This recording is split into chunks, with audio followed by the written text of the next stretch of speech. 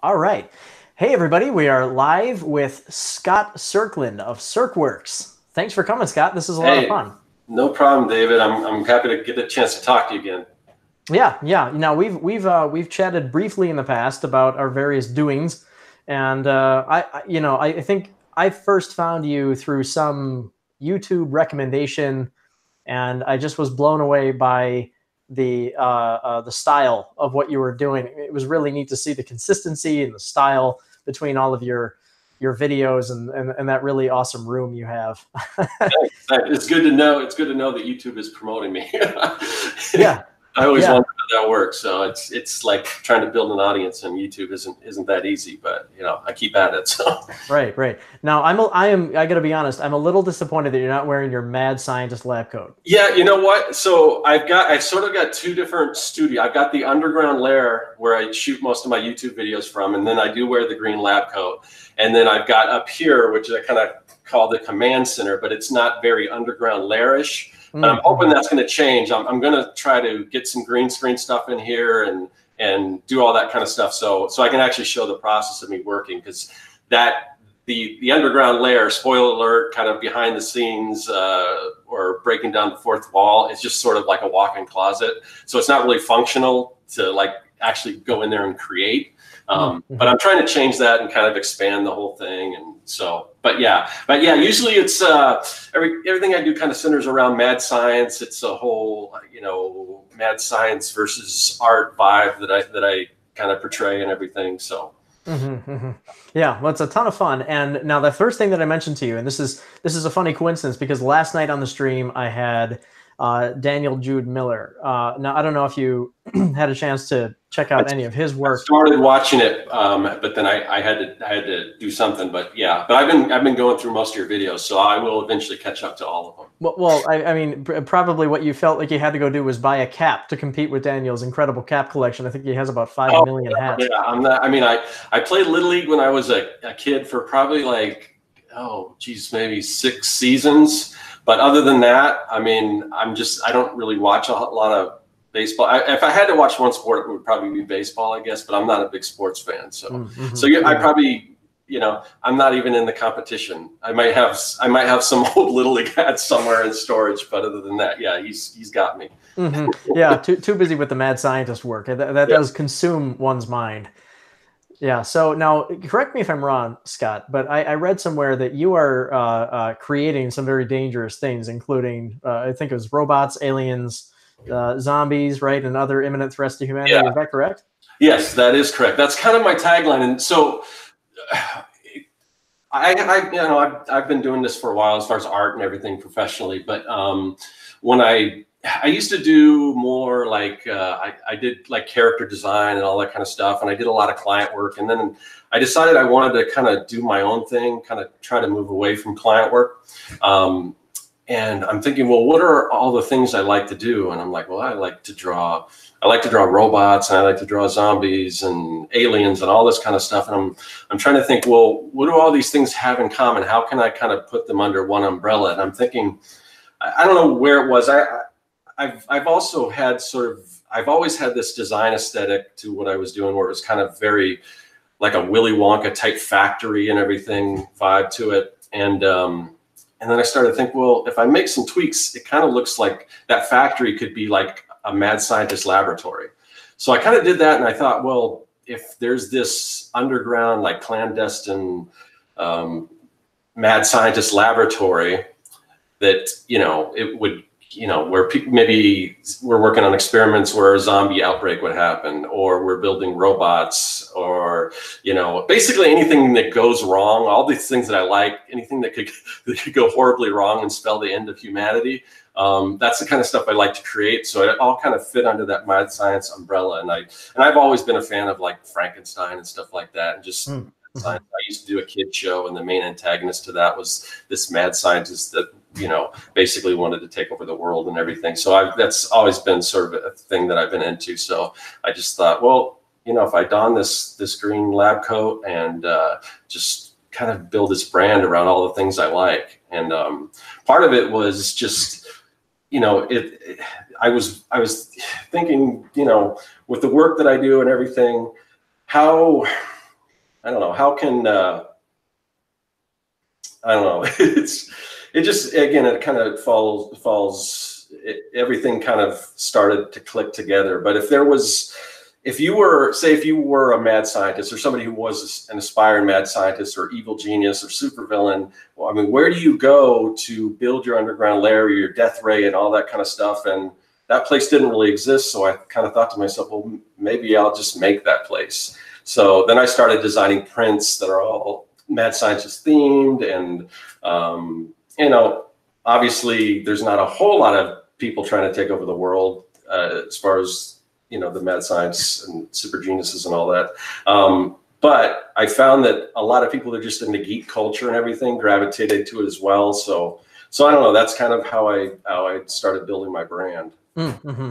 Yeah, and now, yeah, and it's great. I love the mad scientist vibe, and it's so much fun. And the reason I said it was a coincidence that you're following Daniel Miller is that both of you, and this is a little bit hard to convey. I think I explained this a little bit to you when we first talked, but I'm very, very bad at explaining why this is such a potent point of interest for both of your brands of work. Is that they both have this very strong nostalgic feel for me. And I think they kind of they seem to resonate with my childhood because, you know, I grew up in the early 90s. I was born in the 80s. And so my fun, really, you know, fun kid years were early 90s. And it kind of has that sort of that very colorful, playful, you know, it's just, I do remember there being a lot of that sort of cartoony sci-fi sort of stuff that was made in the early 90s.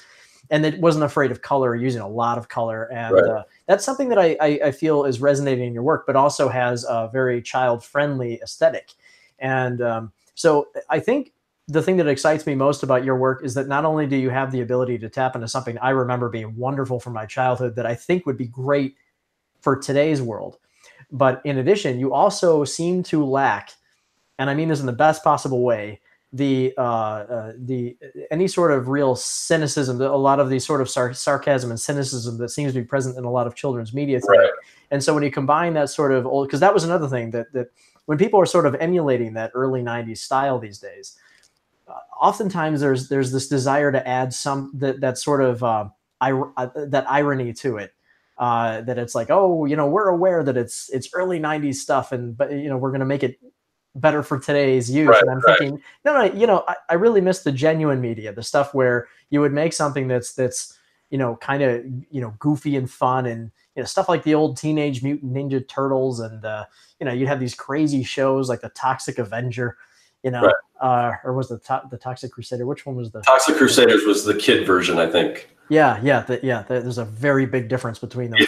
And the Toxic Crusader, yeah, it's just a fun, child-friendly stuff where it wasn't just, you know, it wasn't we'll call it anemic, but Right. it was very energetic, and there was so much love and passion put into the work, and I see that in what you're trying to do. And that's one of the reasons that I think I might have watched like 20 of your videos back to back, just like, this guy's doing something really special. Yeah, and it's weird because I here I'm portraying a mad scientist, but I try to remain positive. So even though I you know, it's when I say imminent threats to humanity and all that kind of stuff, it's all in good fun and everything. But I do want to kind of give out sort of a positive vibe and everything. And the other thing is, I try to keep everything I do very family friendly. But then again, a lot of what I talk about on my YouTube channel is like, well, what I like to say, it's like art, advice, and inspiration for mad creators. So a lot of, you know, up and coming artists or people who are aspiring to maybe do this professionally, I have a lot of tips and things and just advice and things that I learned. So a lot of that stuff is more geared for, you know, those aspiring artists. So it's, even though, you know, and I toyed it with the idea of doing, like, I mean, I would love to do some stuff that was a little more, at one point I was thinking it would be cool to have like puppets and everything, but just to do all of that, I have to get to a point where I could actually maybe do like a YouTube full time, and I'm not anywhere near that. But there's so much more that I want to do, and other directions where I want to take it and everything. So many different ideas for other kinds of content. But but right now, you know, I just kind of talk about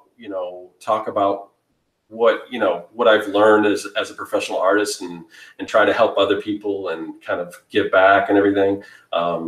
Because we didn't, I'm a little older than you, but you probably, well, you didn't really have so much of that either. But just growing up, I mean, a lot of this stuff we had to learn ourselves. And now that everyone has the internet, it's like, it's just amazing, all the stuff. And I just wish I had that. So I want to help out as many people as I can, and give them advice and stuff like that. So I just try to do that through YouTube. And plus I love doing it. When I was a kid, I used to make videos and stuff like that. So now, now I'm older and I'm still doing that kind of stuff. And it's awesome because I can just put videos out there. I don't have to have a deal with a network or anything like that. It's just, I can do basically everything I want to do. I can just make it happen myself, which is pretty awesome. That's fantastic. Yeah. Now let me, as I always say, anyone who has any questions for Scott, go ahead and write them in the chat. It'd be a lot of fun to get questions that we can answer for you.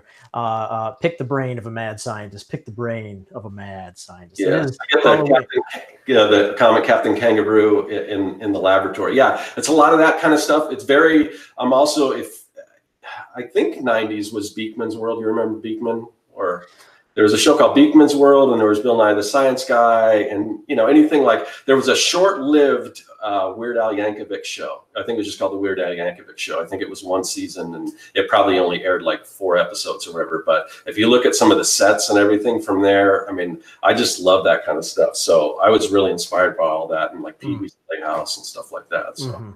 What do you think about James' comment? You should theme the command center around a sci-fi spaceship theme.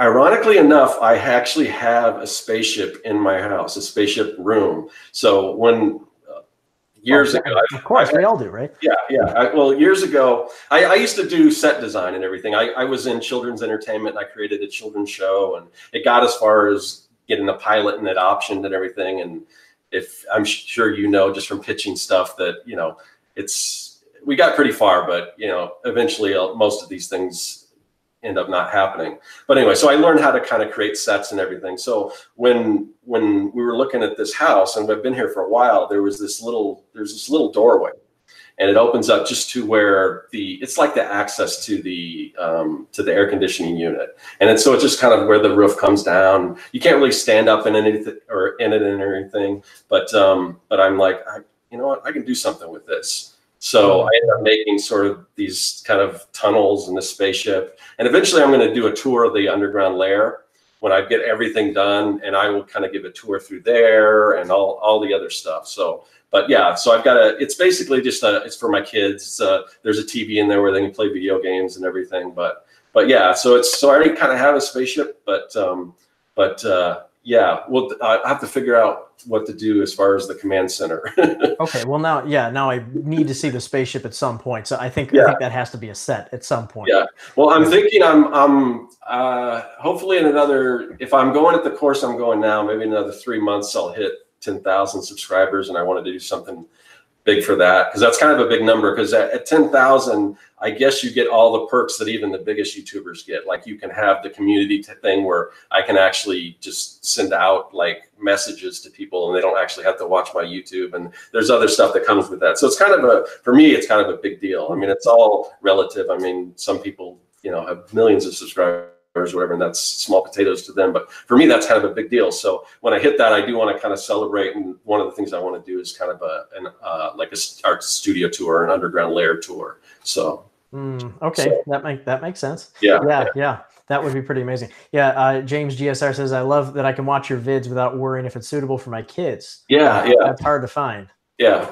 The only thing that's not like that, and I don't really think it's much of a problem. I do a show called The Artcasters, and because it's more of an art, we have other artists on, and not everyone keeps their stuff as family friendly, but it's very, I think younger kids are going to be so bored, even if they started listening to that they're going to tune out anyway, because it's more just, just talking shop and talking about, it's really deep dive into what it's like to be a professional artist. So yeah. I don't worry about censoring people on that one, but I try to keep everything that I do pretty clean. So yeah.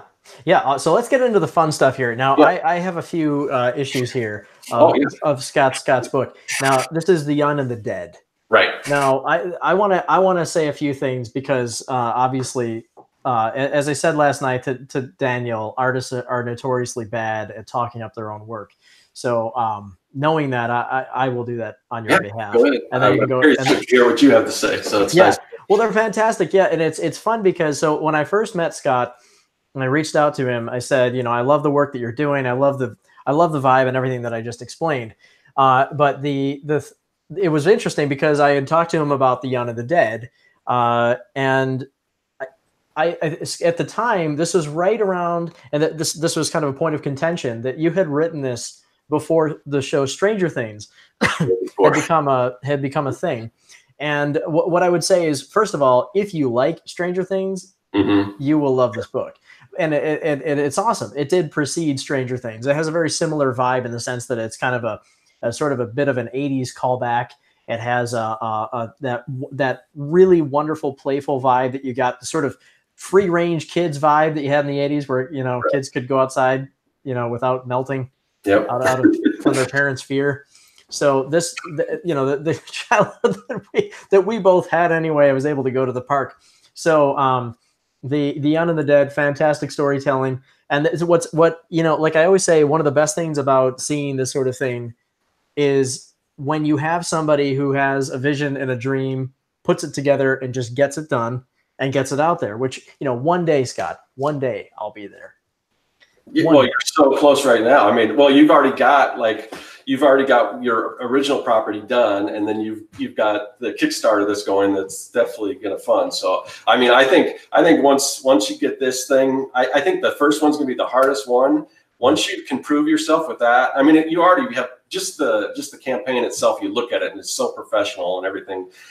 Not just the art and what I can gather from the story, but just the way you put the campaign together. I mean, it's just top notch. So, but once you do that, once you have that track record, I think it's going to be so easy for you to go in and to basically all these other properties that you'd probably like to do the same thing with. It's going to be so much easier for you. And definitely when you launch Dreamside. So yeah. Well, thank you, sir. I appreciate that. Yeah, and it's funny because when you meet people who kind of it's rare in the art world that you meet people who sort of have kind of a good sort of match for your style. And it's and what I used to think, I now think incorrectly, is that you want to look for artists who do similar type of work to your own. And I actually think that we're doing fairly different types of work.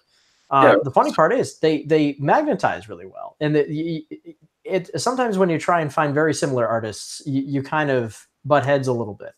But there's such a wonderful way that our work can kind of fit together. And so I'm in the stage right now where I'm trying to, I'm going into this, what I'm calling the Game Legends series, which is, adaptation books based on video game properties. And, I'm trying to take the best of, especially the indie world, because I think we may have brought this up before, that it's really important to see these amazing games get expanded. There's all this great stuff that goes into the game development that kind of gets left on the floor. And, I want to be able to turn that into some really great storytelling and focus on the characters in a way that you don't get in the game. That's kind of the idea behind the Yuka book. And it's sort of it's a wonderful harmonized relationship. And that's great. But I want to just keep expanding and doing more and more and more. And I really see a future where we're able to collaborate on something. I love especially with your skill for branding, with your skill for seeing a cohesive package together and being able to, you're kind of able to sort of sprinkle style on things in a very, in a way that I think would take me forever. I'd be stuck on every little tiny thing. It seems like you're able to just kind of get that all done. And it's evident just watching your videos.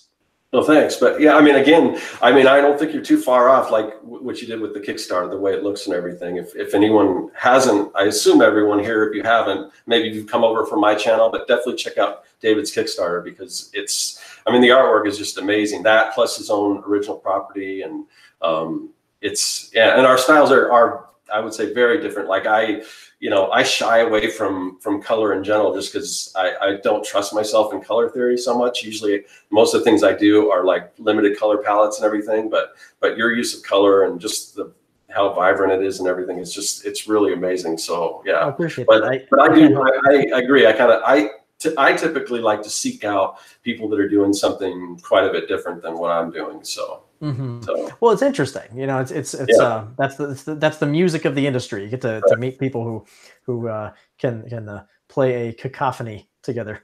Yeah. So I did put the link to my Kickstarter in there since Scott was so kind to yes, bring it up. definitely. So yes, go ahead and throw all your money at me. In Yeah. fact, if you want, you can throw something like, what do I need? $4,000. If anybody has $4,000 and it's just burning a hole in their pocket, and they thought, you know what I'm going to do with this $4,000, because I have no idea. What you want to do is put that directly into the campaign, and we'll hit 100% tonight. So that would be great. So I'll expect that to happen before we're done with the stream. Yeah, So yeah. Let's do it. Let's do it. That'll be great.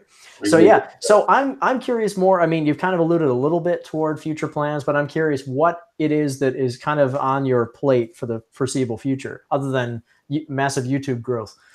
Well, yeah, that would be nice. That is something I do want to kind of focus on a little more. I just recently left. I had an art day job that I was doing for a while, and I'm leaving that position. So now I'm going to try to. It's a little different because I've done the whole freelance thing like I was talking about before, but it was more with, it was client work and things like that. And somewhere along the line, I decided that, I'm spending so much time trying to market myself. I could take a position doing, as an artist somewhere, as an illustrator or whatever, go in for like 40 hours a week, come back, still do my own stuff, and probably have the same amount of time that I would normally, because I wouldn't have to promote my stuff. So I kind of got in the zone where I was no longer seeking out, freelance work. So now I'm moving away from there, and I'm going to try to, I think I still might have, I definitely am going to have to start picking up some freelance stuff, but I want to eventually get to the point where it's just all my own, original work, so there will be I'm wrapping up the 4th issue of Young and the Dead. There'll be a Kickstarter for that. Probably I might wait till, January and February are bad months to try to sell anything. So it'll probably be like a March when I do that. I've got an anthology project I'm working on. I'm part of this group called the 100 Days of Making Comics. I'm not sure if you've heard of that. It's an art challenge started by a friend of mine, Kevin Cross, where he spends the idea behind it was he was finding it very hard to get work done on his comic, even a little bit at a time. So he just said, if I do 30 minutes a day, at least 30 minutes a day, every day for 100 days straight, build that habit and everything. So anyway, he did that, and he did a video every day, and it kind of became a thing. And I kind of got into that early, and now it's a whole community around that, to the point where now the people that have completed that challenge, and a lot of people have taken it, a lot of people have failed, but if you are able to complete it, then you're eligible to do this anthology project. And we've done one already, and we're going to do the second one. So we're going to do that. I want to keep continuing to build my product line. I've got, like this, I've got a bunch of t-shirts. This is one of mine. This isn't on the store yet, but it will be soon. I've got a bunch of different lab products, because this is sort of my mantra: haters hate, creators create, especially on YouTube, because you'll start getting even as positive as you try to be, you'll get these negative comments. And it's just like, and you'll look and it's like, well, what are you making? And typically it's nothing, So I just kind of found that stop hating on everything and just make stuff.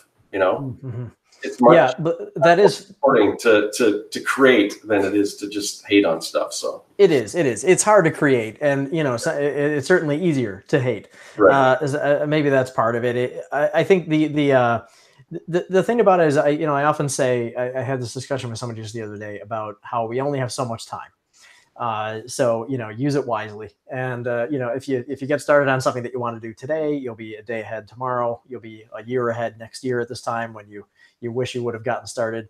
And so yeah, there's really nothing today that's stopping people. I mean, right. you can, depending on your circumstance, of course, but if you are in a position where you can even just load up YouTube and get some tutorials and figure out how to do a few things. You want to draw a human face, just figure out, look at the anatomy. There's a gajillion videos. I put up videos about that.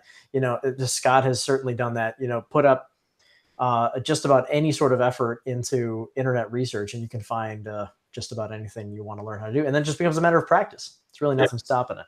Nothing stopping it. And to kind of continue on with your question, and it kind of ties in what we're talking about with YouTube and everything. One of the main things I'm going to do, I've got some ideas for different content that I'm going to start rolling out. Some really cool stuff that I'm going to partner with some other people. But one of the things I am going to do is I'm going to do just a course on making comics, like basically soup to nuts, from coming up with the ideas, and each one would be a different episode. Just brainstorming would be an episode. Then it would go into scripting or thumbnailing or coloring or penciling, every single thing. So I want to do that series. And the other thing that I'm doing, I just launched a new website, and one thing I really need to do is start building a mailing list. So in order to do that, you've got to kind of give somebody some kind of incentive to join.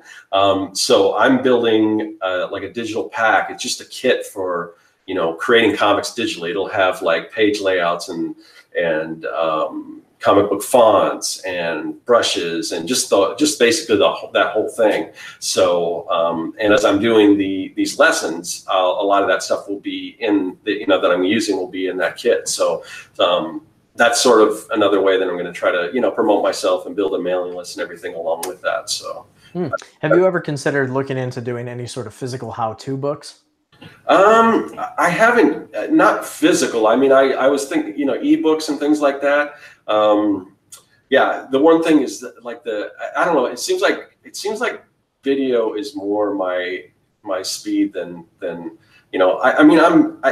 write comics and stuff, and I can write ad copy and things like that, but it doesn't come that easy to me. So if I had a decent amount of income coming in where I could sort of just concentrate just on writing a book or something like that, I would definitely do that. Or if I had a publisher or something like that. But right now I got to try to figure out, well, what can I do that's I don't know how to say this without it sounding like I'm trying to shortcut things, but something that doesn't take a whole lot of time, that's of value to people, that I can put together kind of as quickly as possible, and then kind of move on to the next thing. Because I also, I've got ADHD, so I've got all these things that I want to do, and anything that's going to take so long is probably putting together an entire book. I don't know. Yeah, I'm not sure. I don't know what that book would be, to be honest. I mean, if I came up with this idea that was just perfect, something that it just seems like a lot of that stuff's already been done. And with the videos, I can approach it from a different angle because I've got sort of a different brand. I don't know if I can put that. I don't know if I could translate that as much into like the written word. I'm not sure. Right. No, that makes good sense. And I think maybe part of that is why I say that we kind of jive together well, is because I think when it comes to the stuff that I struggle with, is I do want to create a lot of content like books and stories and things like that. And this YouTube presence is, I enjoy it a lot. And this is great. Obviously, I'm trying to pick up and do as many of these live streams as I can. I'm trying to stay as active as I can be on here, but it does all feel like it takes away a little bit from the production time. And whereas I almost think that you, and this is just my opinion, it sounds like maybe this is how you're thinking, but I feel like you should focus on the opposite, where push the production end of things, because it seems that that's really something that you do extremely well. And those two really fit very well hand in hand, where you have somebody who can very effectively facilitate communication of new ideas and stuff that's being made, and be able to advertise that well. So I just think, like what did I say when I first met you? I said you remind me of like a children's show host.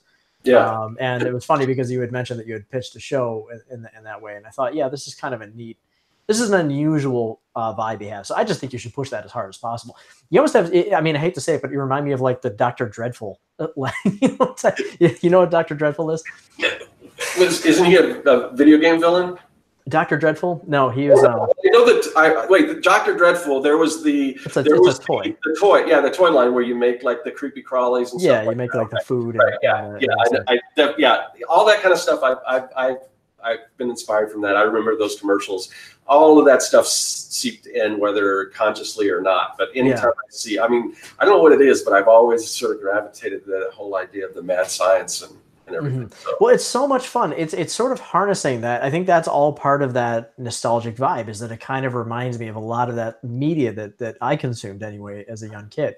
And it's funny. This is a weird thing because coming from Dreamside, because Dreamside is a very it's definitely very different from that. It has much more of a sort of a, it's a much more dramatic story. Its main influence is the Never-Ending Story, the German novel, and Of course, yeah. obviously the movie as well. Yeah. And mix that with sort of a manga vibe. It's got a bit of the Rainbow Goblins in there. There's a lot of sort of very. I designed the book to feel. Well, here's the thing. Here's the tie-in. So I designed it to feel almost like it when you read the book. It makes you feel like a book from the '80s. And once again, this is something that I beat Stranger Things on. This is an idea I had back in 2003, in fact. And I was trying to capture some of that just because it was my childhood. It was something that I remember reading these wonderful books when I was a kid, and just trying to capture that very, very polished, detailed style of art that's very embellished. It's, it kind of moves away from the sort of quick, flat tones that you get in a lot of stuff today. I wanted to get stuff that's very highly rendered. So that every illustration is a cover art image, that sort of thing. And just really, really spend the time on it, make it something really special like that. And so I think we're both kind of harnessing a little bit of that nostalgia, but from totally different perspectives. But with ukulele, it's given me the chance to kind of get a little bit more into the fun, cartoony, colorful, purple and green, slime everywhere sort of territory. Well, it's not slime everywhere, but it has that vibe. That sort of almost kind of mid to late 90s Nickelodeon vibe sort of thing. Yeah, well, that whole Nickelodeon also is another huge influence, because with the slime and it's very Willy. I get compared a lot to like Willy Wonka or Nickelodeon or just all that's. It's I don't know, the pipes and all that kind of stuff, and just that whole weird factory thing. I don't know. I love that stuff. So yeah. eShirt Lab says Skillshare it, and James GSR confirms Skillshare. Skillshare is a great idea. Yeah. I don't know how. I know a few people have done Skillshare things. Maybe I should talk to them and find out what's involved in that. But I don't know. It's kind of a toss up between if I put together this whole series and put it on my YouTube.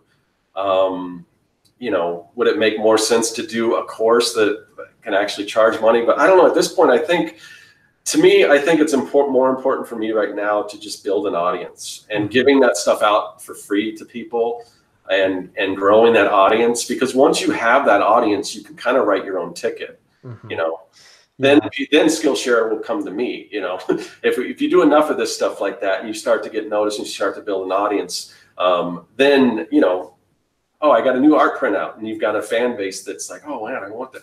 But so I think the most important thing for me right now is just to continue to build the audience. And right now, it seems for me like YouTube is the best pathway for that.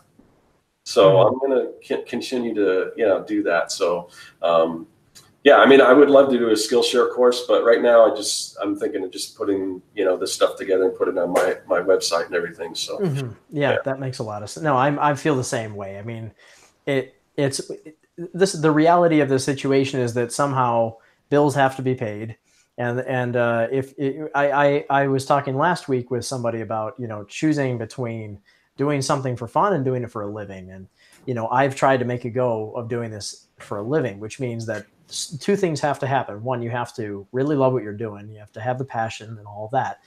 But you also have to think about what people are willing to buy. And those are two sometimes very different things. Yeah. So if you can find a way to kind of combine them together, that would be great. Yeah, and I think what you're doing is a perfect example of that, because a lot of people, they will do sort of the fan art, maybe an unauthorized fan art to kind of build an audience and everything.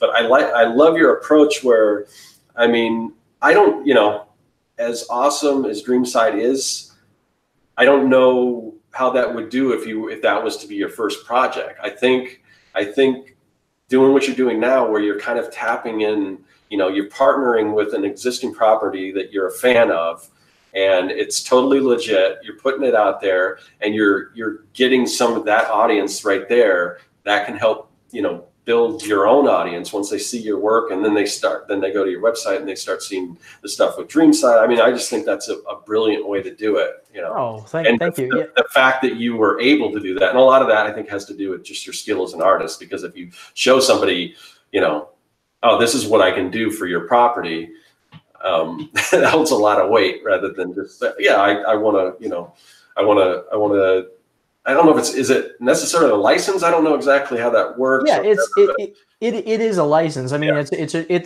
It's basically like if you were to make a book, or if you had a book and then a movie studio optioned it for a movie. Right. I'm simply optioning a game for a book. So it's great because we have this is one of the reasons I want to stay with indie groups, is because the studio is small. It's independent. It's you know, I get on Skype and I can ask a question to the boss of the company very quickly, and I don't have to go through a bunch of people. You know, it's been a fun, independent process where they've given me the freedom to just go with it. And so I've been able to kind of make it into an original property in a sense. You know, I'm working on with their characters and their world, but the beautiful part is that this was an easy project for me to jump into, because this team worked on the games I loved as a kid. Mm-hmm. So, you know, it was, first of all, it's just so cool to get a chance to work with them. But then on top of that, the game itself is also a spiritual successor to one of my favorite games as a kid. So I was able to kind of take all of that love that I had for the, you know, for Banjo-Kazooie, which is the sort of the ancestor project, and think about what that could work, how that could work as a book, where you have this kind of buddy duo that takes the game dynamic where you have, you know, two characters that are kind of perma-bonded for gameplay reasons. You know, Banjo the bear runs around, and Kazooie the Breegull, it's a Breegull is the name of the bird, can fly and carry Banjo hilariously. And so, you know, Yooka-Laylee takes a lot of the same logic. So I was able to kind of adapt what I loved about Banjo into Yooka-Laylee. So yeah, and as far as what you said about Dreamside with public, I did talk to I tried really, really hard to get Dreamside into a physical edition the way that I wanted to do it. And I did actually get some publisher offers for it. But most of those publisher offers were contingent upon having more work that was ready to go. And I mean, this is right around the same time as I was talking with publishers about Dreamside. I was also, I gotta be careful what I say here, but I was right in the midst of trying to get something going with Playtonic for Yooka-Laylee. And so I basically said, okay, I'm working on two things here. One is, you know, this game adaptation, and, you know, and I basically did what I spoke publisherese for this time, and just said, look, these are the facts. This is the property. They've sold this many copies. It's been this and this and this. And they said, oh, I said, well, what do you think about Dreamside? And they said, oh yeah, we'll publish Dreamside, but we want, you know, Yooka too. Yeah. And I thought, well, what about Dreamside? You know, and I thought, you know, they don't really want Dreamside. And that's sort of like, but, and so what one publisher told me is, just said, look, the numbers are basically like, if you put Dreamside out this year, you'll probably sell 500 books, which isn't terrible for, you know, first year, but it doesn't pay the bills. Right. And I thought, look, I'm in a situation where I've got to get real about, you know, I'd come off the game studio, and, you know, I had a good job in California, and I really tried to make a go with this. And I thought, well, I have to be realistic about whether or not this can be a full-time thing, or whether it has to be relegated to nighttime and evening hours. And I thought, all right, let me just give it a go with something else, something that, instead of trying to, as I had tried to do for 2 years, instead of trying to bring a big enough audience to me by showing off free work, which is really what I did for 2 years. I just kept putting content up for free, never charged for a single thing, never sold anything. And I said, instead of trying to build an audience, I said, I'll go to where audiences already are, and I'll make something for that audience that they will love. And I just need to find an audience that I'm part of. And right. So I'm like, okay, I love this. I love this company. I love the fact that this company existed, and it was formed for the specific purpose of making something that I've been waiting, 16 years to play. That's something I can really get into. It has an audience. It had this fantastic Kickstarter for the game. And so it was a no-brainer to get to work on that. And so, yeah, I'm what you suggested was essentially what my plan is. What I didn't expect was for Yooka to take as long as it did. I didn't expect to like the property the property's development nearly as much as it was. I thought it was going to be like a 10-month project at most. Right. And it's now, we're going on, it's going to be 2.5 years. I've spent more time on Yucca than I did the final full pass of Dreamside, which is insane to me. Yeah.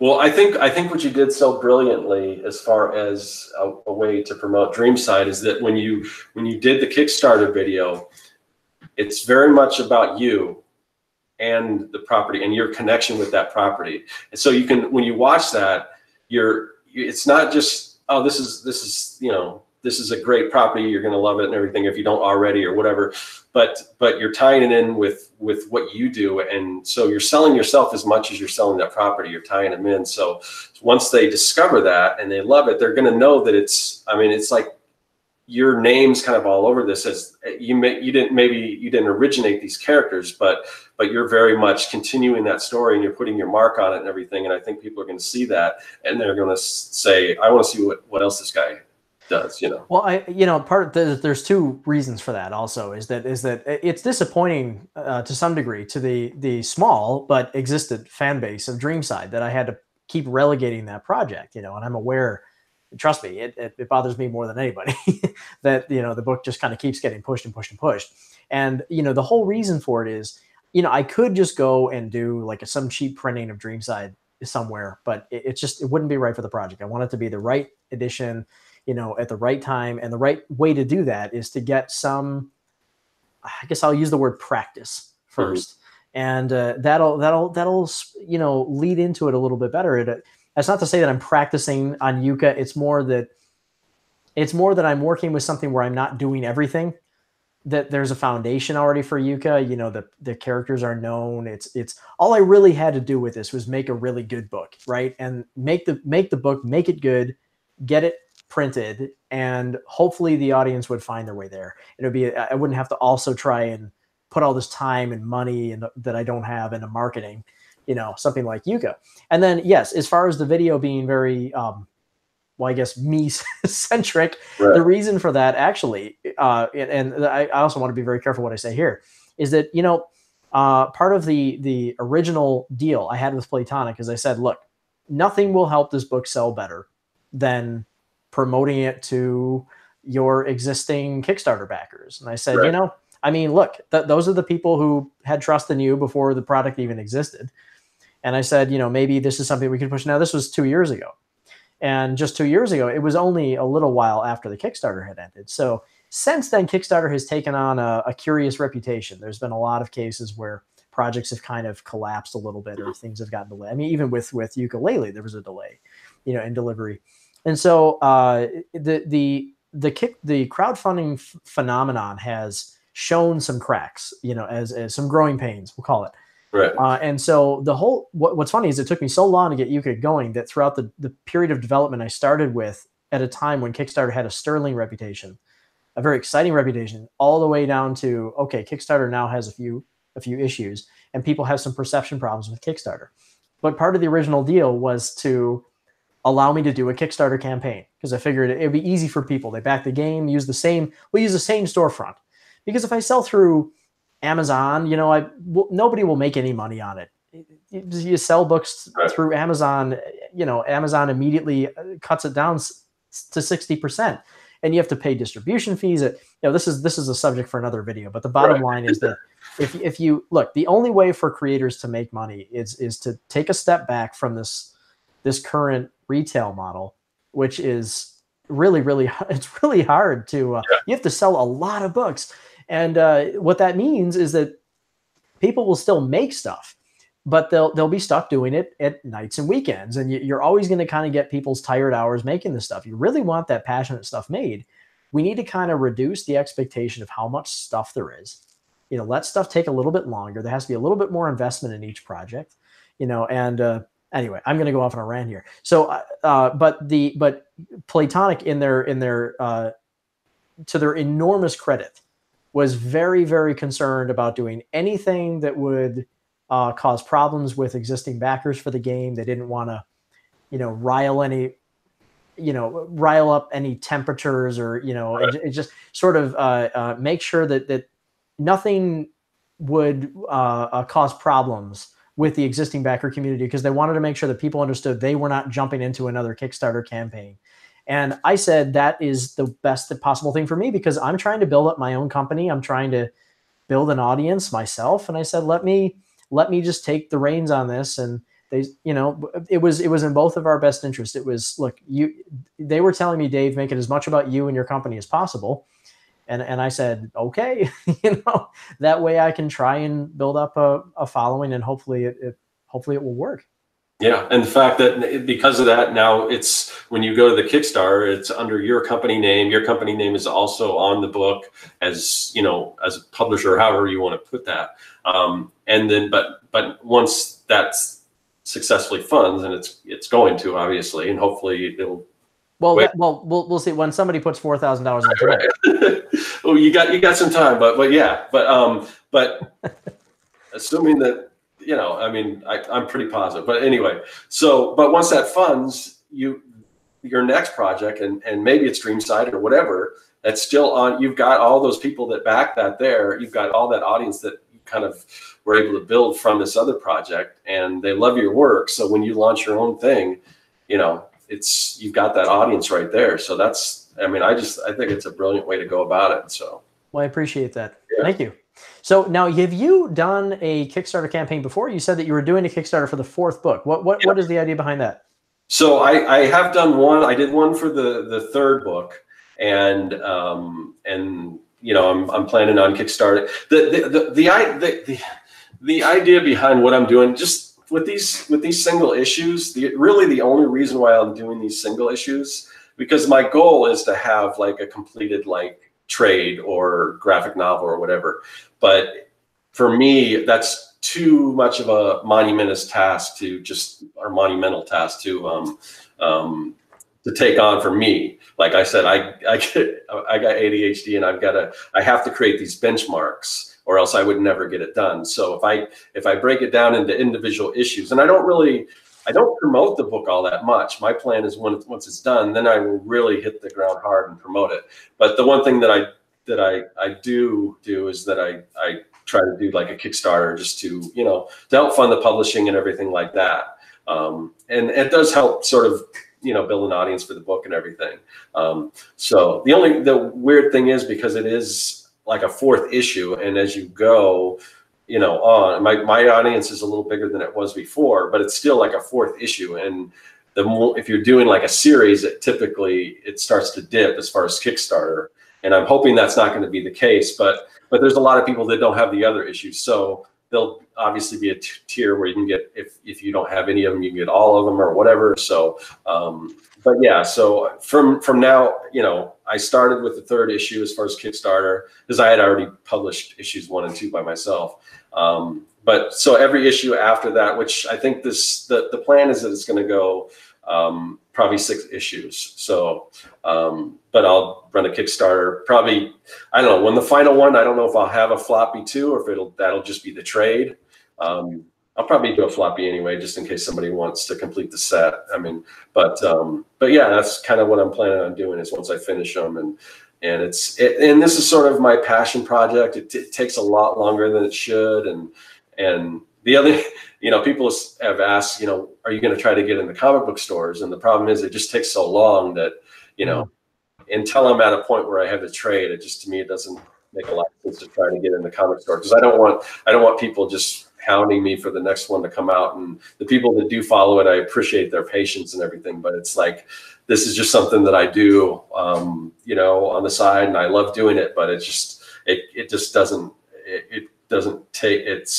doesn't take up all my attention, you know. So right. Now my question is, when am I going to get you on one of these? The digital. Okay, so yeah, I mean, I've got this thing here. I don't know if you can see that. Oh, there we go.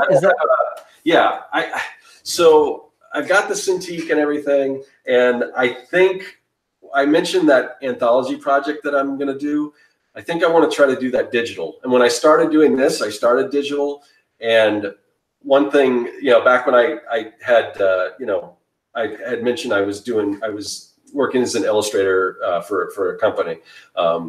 And so I would have to take my work back and forth. Now, if I had like an iPad Pro or something, that would work too. But at that point, they didn't have like Manga Studio, which I don't really know yet.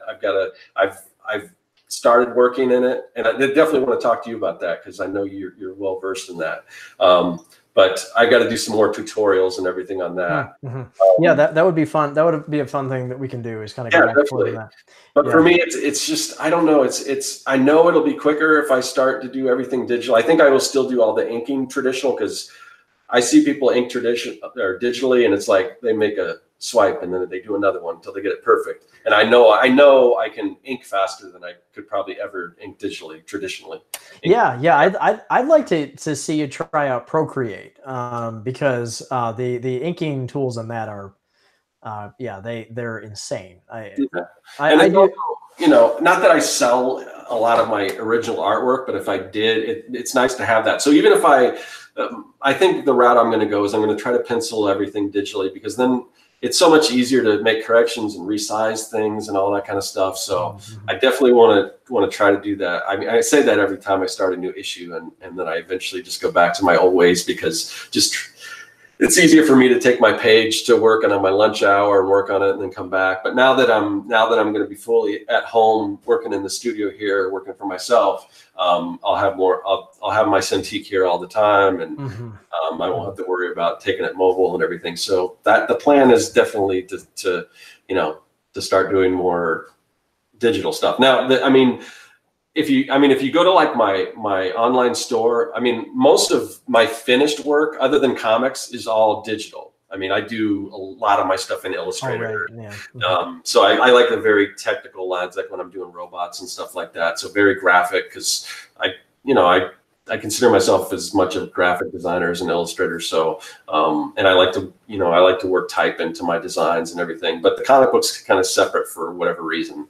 The comic book I do mostly all digitally, except mostly traditionally, except for the coloring and the lettering and everything. So, but but I definitely I know, it's just getting over that learning curve and everything, and learning like a Manga Studio or whatever. Well, that's actually why I recommend Procreate, because to be honest, I do use Clip Studio for the majority of setup, but the actual, a lot of the drawing process that I'm doing, and if I'm on a desktop machine, then this won't be the case. But I'll use Clip Studio and a Cintiq. But on the iPad, I'm using Procreate. 99% of the art I do in Procreate. Okay. Because it's just incredible. It has a lot of amazing tools. So it's very, very organic and very natural. And I suspect that if you go in, this is just my prediction, if you go in to actually use something like Procreate and do penciling, firstly, you'll be blown away by how natural it feels, and then secondly, you'll just end up inking it, because it's so easy to just get that next layer up on there and use their streamline tool to be able to kind of even out the lines, and it works very well with it.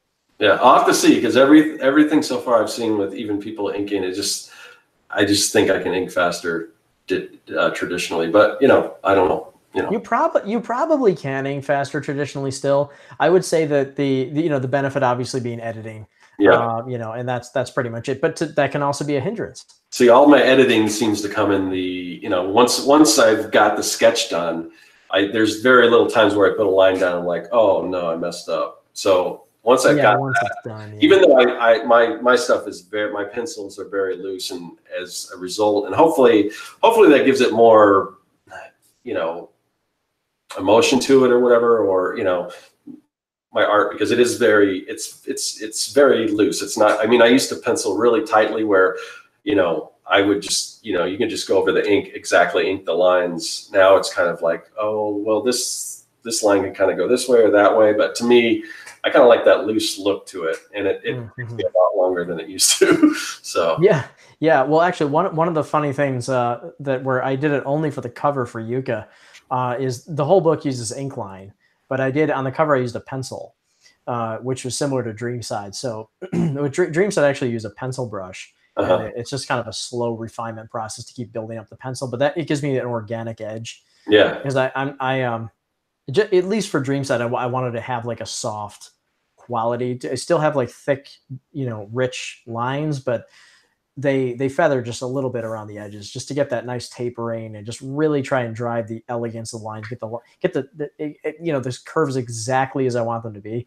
Whereas with Yucca, I sort of you know, I take a much more traditional comic approach, and I'm using strict inks, but the cover uses pencils, and it's been a pleasure to use that in Procreate. Yeah, I mean, it looks great. I mean, I definitely love the look of the cover, and that when you were showing that kind of that glossy color. I mean, covers. I mean, like the I don't know, it was like a prism type cover that you were showing. You're talking about the holographic foil. The holographic cover, yeah.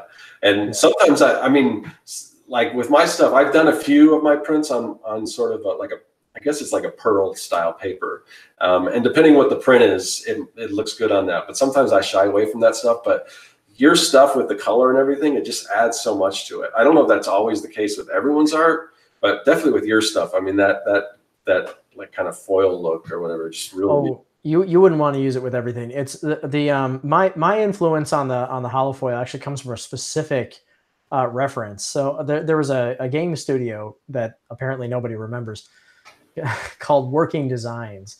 And they were really active back in the 90s in particular. They were a Japanese role-playing game localization studio. So not exclusively RPGs. I don't know how well-versed you are in the video game world with different genres, but basically you had you know, adventure fantasy games that would originate in Japan, were extraordinarily common sources of localization for, you know, video games. I mean, Nintendo, of course, and you know, these games all came from Japan originally, and so you would have a lot of creativity in that you could find from that particular region. And so sometimes these companies would you know, sprout up that would be based around localizing unknown properties from foreign lands. And it was a lot of fun to discover a lot of them, because there's no way we would ever experience these games if companies like Working Designs didn't bring them over. But what they did that was really special, and now it's kind of become a bit more of a normal thing. I don't think too many studios are doing it nearly as well as they did. But what they would do is they would do this sort of premium collector's packaging for every game that they would release. And this is, you know, back in, you know, all throughout the 90s. And so they would, this was also at a time when video game boxes were harmonized in style. You still get it to a degree, the same branding. You know, if it's on the Nintendo Switch, it's in the Switch. Kind of the same thing with like the, you know, DVD packaging back then. They had the special editions that folded out and all that kind of stuff, because, you know, and I assume that would still be the case, because I mean, if you're going to try to get people to buy a physical type of media, you got to give them something extra other than, you know, something that they could just download. So yeah, and that's exactly it. You know, they what made them really special, you'd walk into a, you know, an electronics store, and you'd find like a section where a system that one of their games was released for, and you'd see a shelf filled with, you know, 50 games that would all be kind of harmonized, and then there would be the Working Designs title, which had a foil stamp cover and had like an embossed cover, and or it was in sort of an oblong box, and the foil stamping may have been gold, it may have been holographic. So, but what they did, I'm actually combining together the multitude of techniques that they used into one project, and they never did this combination before. And the printer is I literally, that movie that I did to show it, I showed that to I made it for the printer actually, to show them what I wanted, because it was so particular. I could not get them to understand.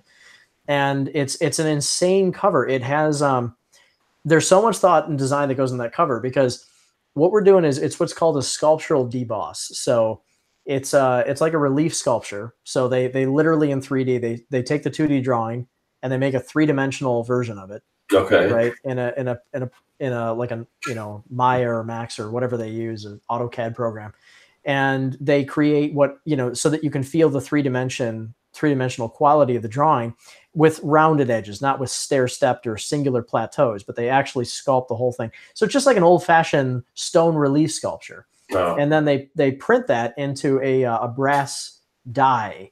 It's a huge brass die. It's the size of the cover. And this is the coolest thing. I don't want it. Usually when this is done, it's done on like a soft cover that goes over the hardcover that will be like a base edition, but I want it in the book. So it literally looks like each copy is sculpted.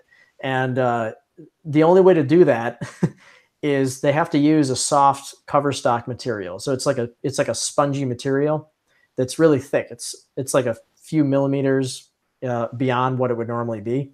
Okay. And then they use a heat compress and they press the relief into it, and it compresses it down into a hard cover that has the sculptural elements pushed in. And to prevent any of it, I even thought about to prevent any of it from scraping off, because it's also going to be foil stamped. They foil stamp it and then they do the depression. To keep it from scraping off, the most external element is the border. So the border actually sticks out the most, so that when you slide it on your shelf, it doesn't touch the relief. Oh, okay. Yeah, so nothing gets scraped. And they also they put a protectant over it. They do protectant, they do a UV protectant, and then they also do another laminate.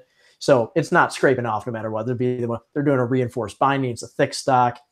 But the thing that's the coolest thing. But the second coolest is that over this sculptural element will be a see-through, transparent, holographic foil. And usually what you get, the only thing that has done this that I've seen that does it to kind of the degree that we're doing, but it's not going to be quite as cool, is the Disney Blu-ray covers for their classics line. So right now they've got some discs where they have the sleeve that goes over the disc.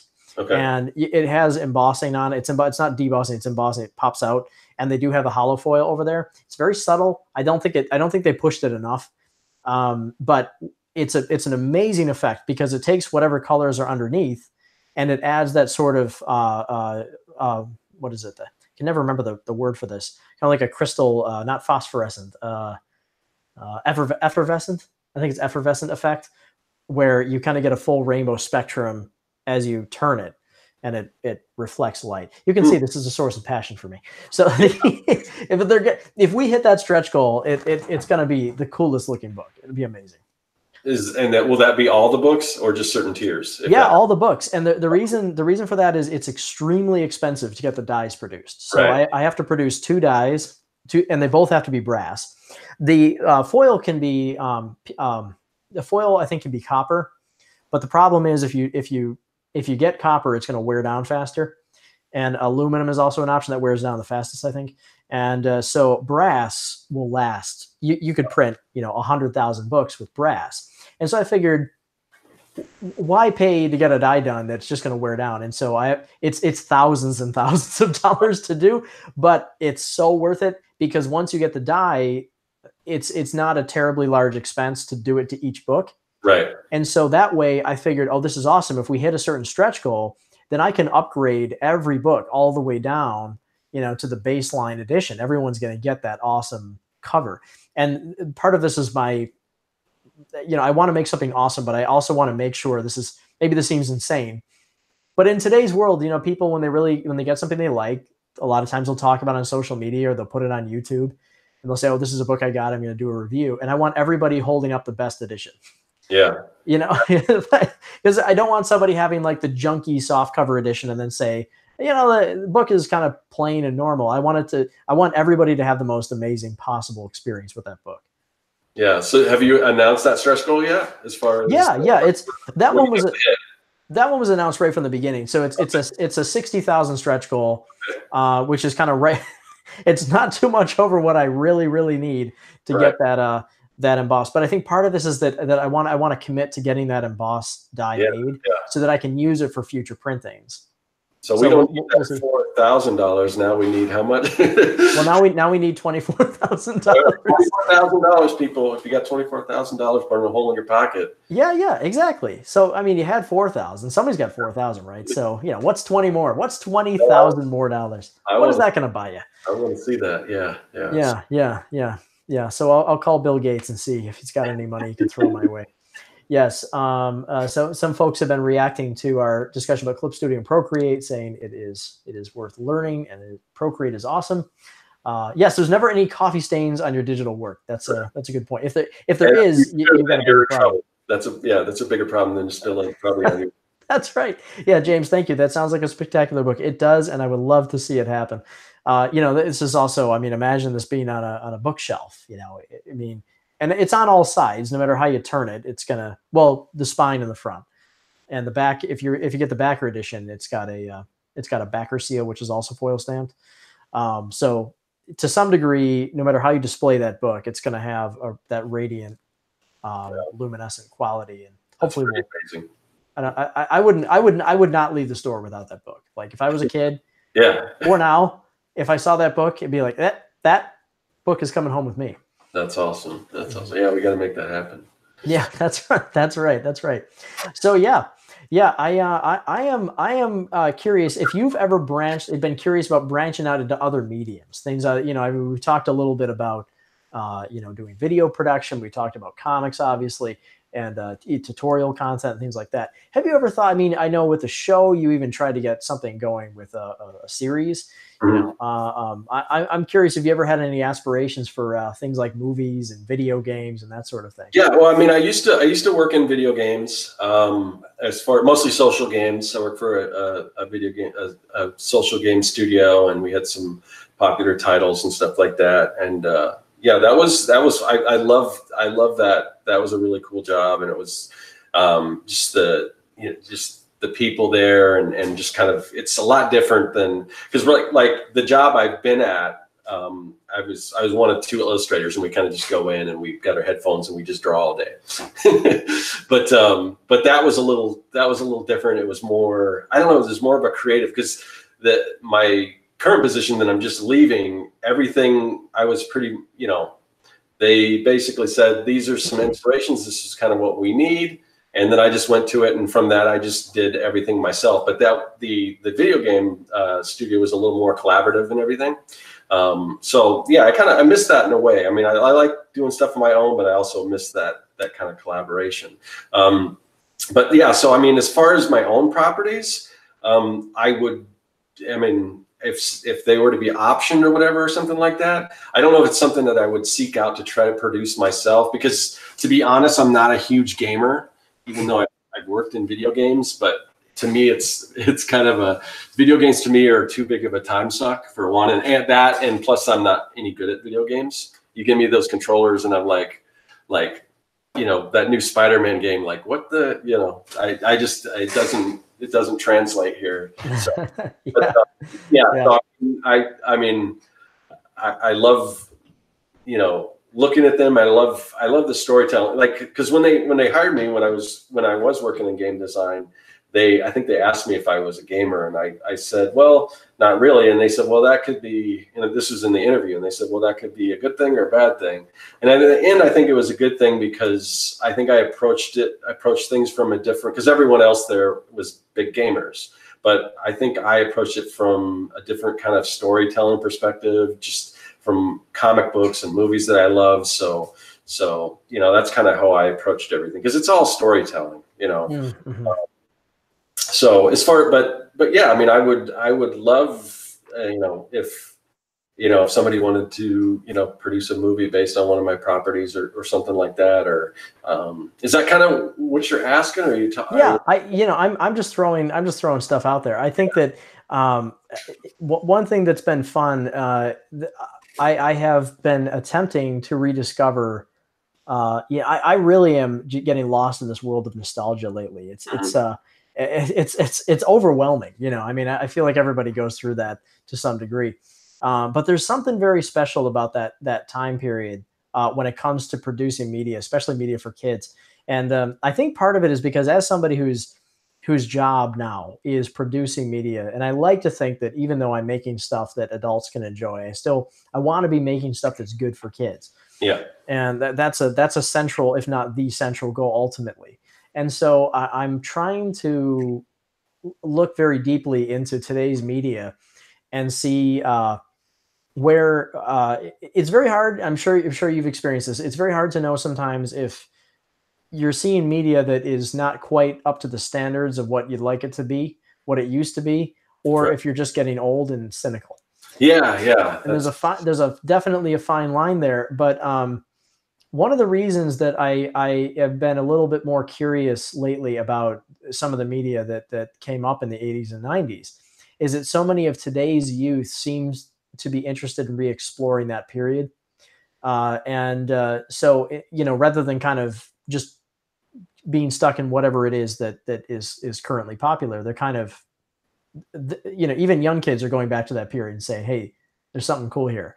And so I think there were a lot of things that were done properly during that time. And I'm trying to figure out more about what that was, and try and figure out why it won't leave me alone. It's like it's just stuck in my mind all the time and it's driving me nuts. So I'm just trying to figure more of that out.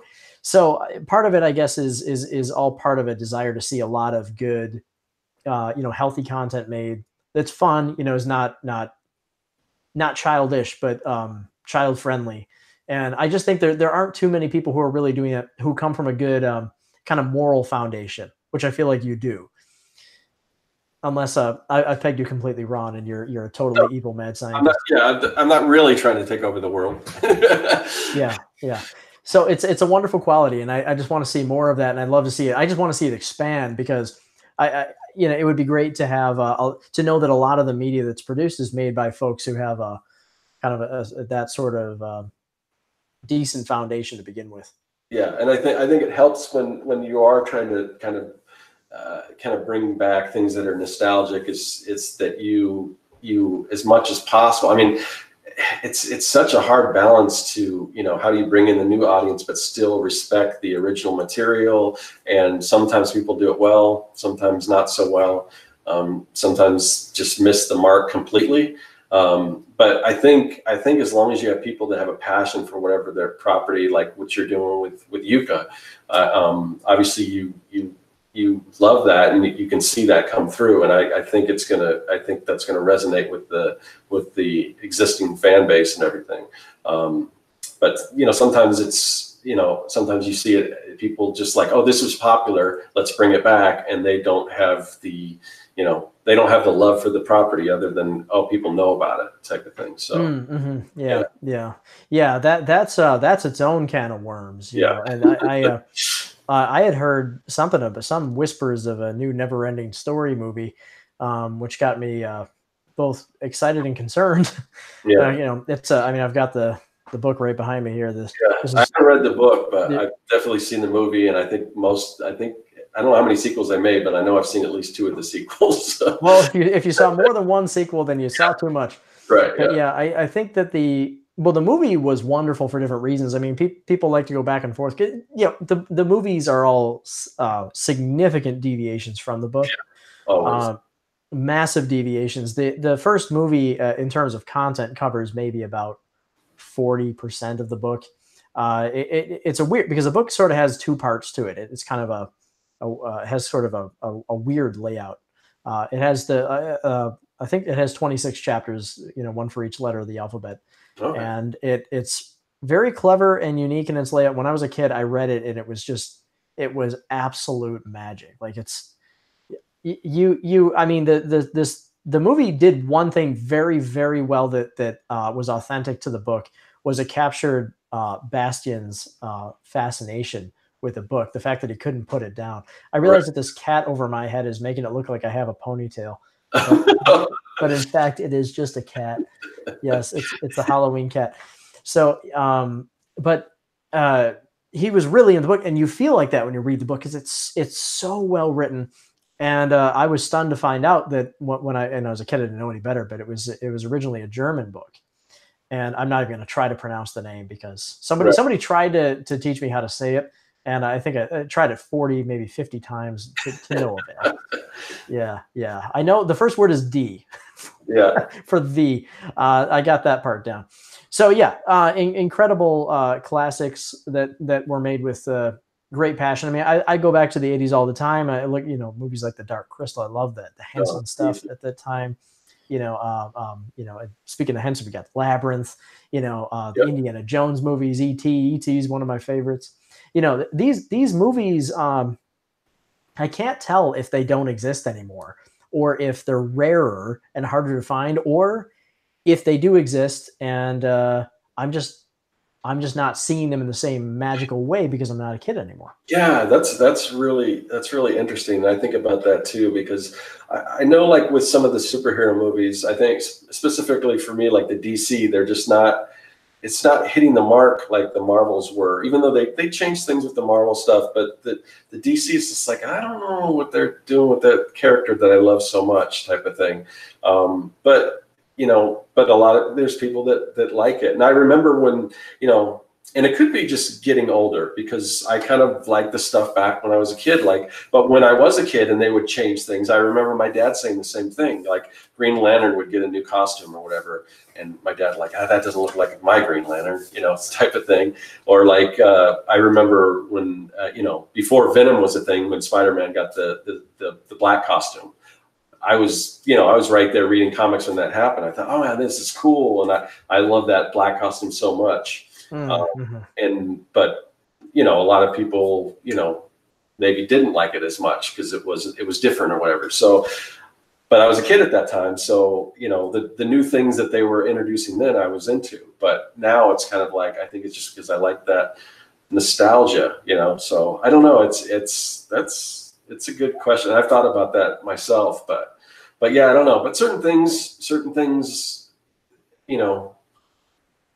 they can update and they can still keep some of that magic, I think. And, and I enjoy it and my kids enjoy it. So, but it's just really hard. Like I said, it's really hard to capture that balance. I think for me, one that recently happened that I, was probably the Blade Runner 2049.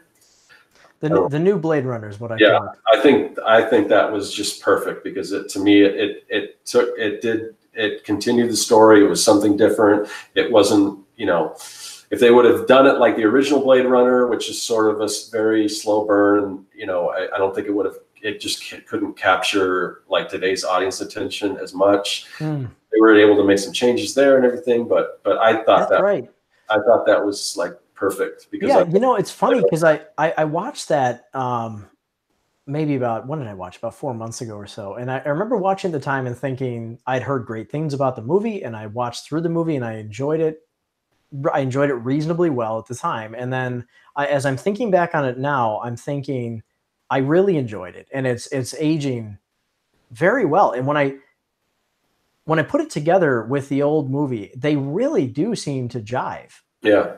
Which is kind of insane to imagine that they can bridge those two projects with such a distance in time, and exactly a totally different. I mean, I know it has the same director, right? But it's stunning to think that you can have such a different time period and have something where I feel like I could watch Blade Runner and then watch the new Blade Runner, and they would work hand in hand.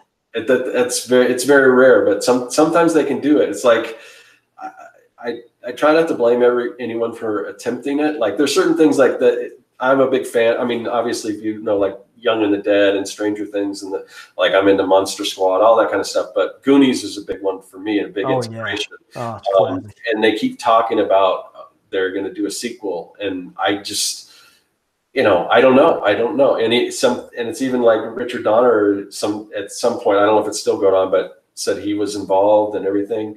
But it's still like, can they really tell that story now, even if they've got the kids grown up? And I just don't know. It's like I have a theory on Goonies, on why Goonies is an especially painful one to in that regard. It's just especially, what we'll say, potent of a concern with Goonies.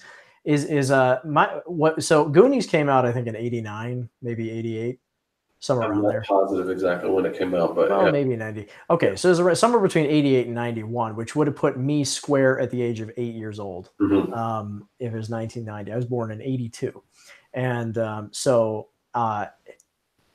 would have been 8, and I had 4 older brothers.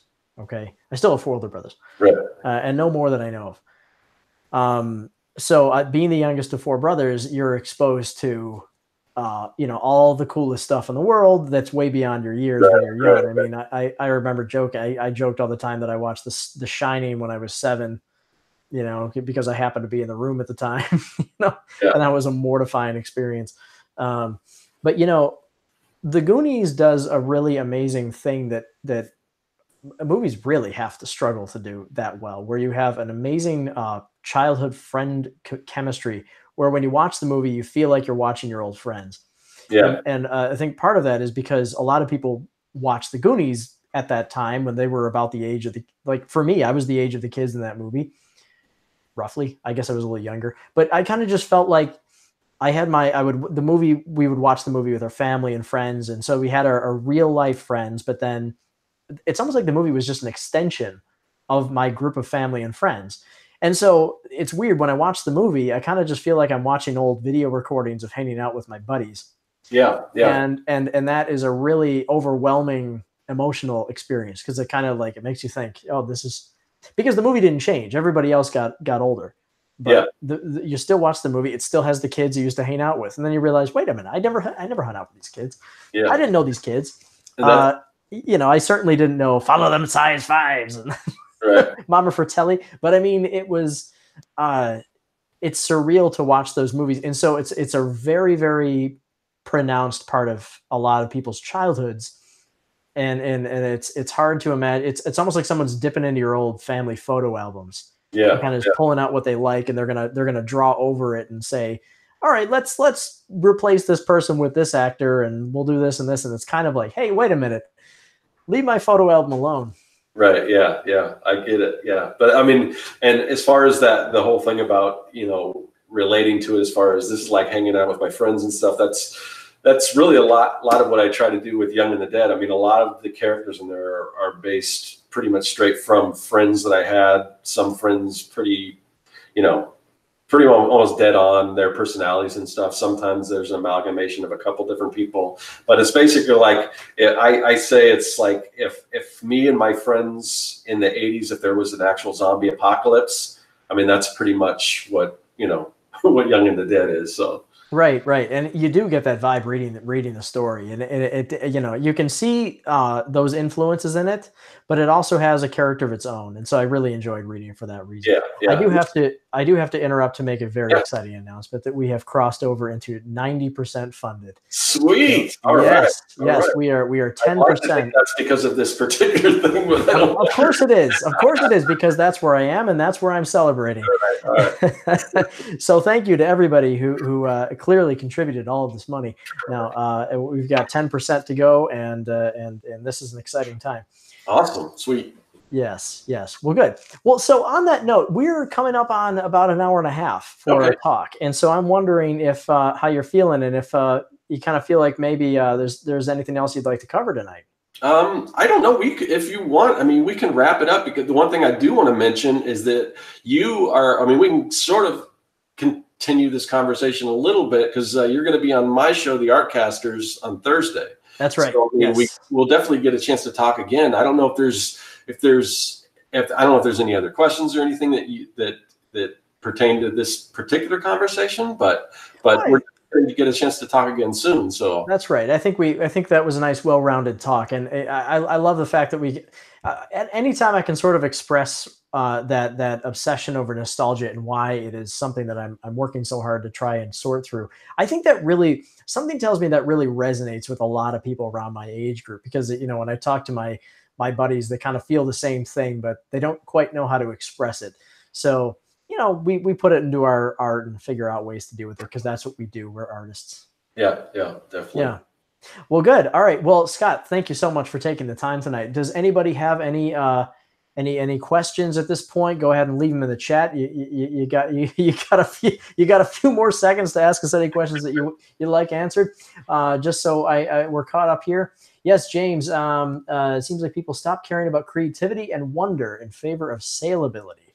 That's a clever word. I like that. Saleability. Yeah. And that goes back to what we were saying earlier about how sometimes you have to make a decision about why are you doing something. You're doing it for passion, or are you doing it to make a living on it? And I think when the industry kind of has to keep moving, stuff has to keep getting made, and so we have to count on people to make sure that they're injecting that passion along the way. And I often think that something that is going to maybe have to happen. I don't think it will. But I think something that really ought to happen is that we kind of actually reduce the quantity of stuff that's produced, and we kind of spend a little bit more time on each thing and kind of make it a little bit more resonant. And it's kind of like, I used to say that if there was only ever one movie that came out per year, Like one movie was made worldwide per year. Everybody in the world would go see that movie and they would love it. And it doesn't matter what the movie is. It could Right. be the worst movie ever made. Everybody would love it because they would have that fun experience of going to see a movie, which is unique and different, and it would become like a tradition.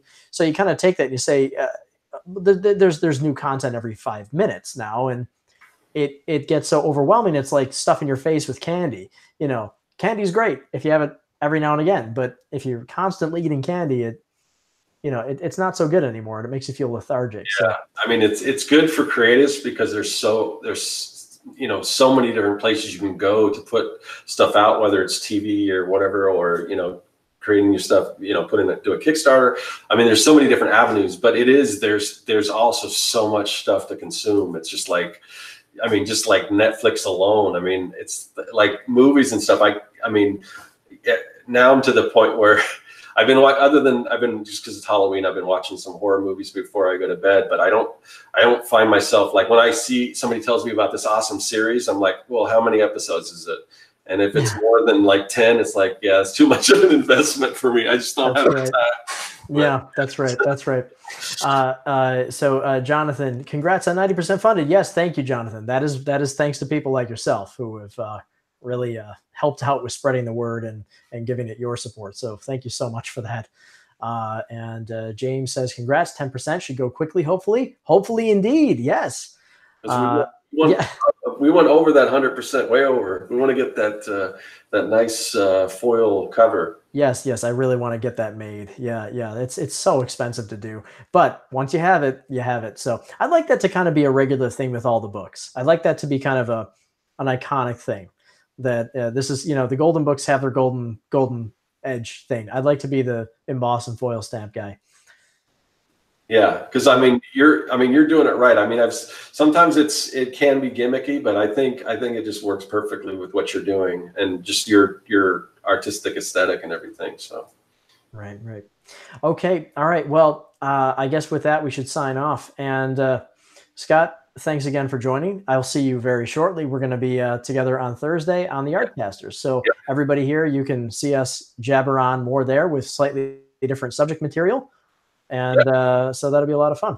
And that's on my channel, and I assume there's a link somewhere in there on your. So let's put these. I'm going to put the links in the description so you'll be able to find Scott's channel as well as his books. I would if I were you, and I would pick up copies of The Young and the Dead.